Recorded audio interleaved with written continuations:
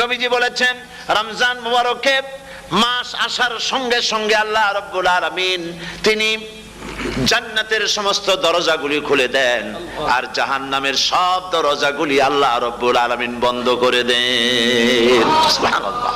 আর শয়তানকে শৃঙ্খল দিয়ে বেঁধে ফেলা হয়, শিকল দিয়ে শয়তানরে বাঁধা হয়ে যায়।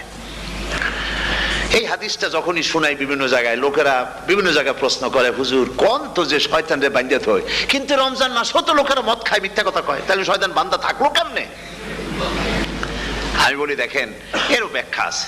এর ব্যাখ্যা হলো এই, কোন কোন ঘড়ি আছে একবার চাবি দিলে 6 মাস চলে, আর একবার চাবি দিলে 2 বছর চলে, আবার চাবি দিলে লাইফ চলে যায়, এরকমের ঘড়িও আছে। কোন কোন মানুষের শয়তানে এমন চাবি দিছে যে চাবিতে 6 মাস চলে, কোনটায় 10 মাস চলে, কোনটায় বছর চলে। রোজার মাসেও যারা গুনাহ করে শয়তানে এমন চাবি দিছে যে রোজার মাসেও বন্ধ হচ্ছে না।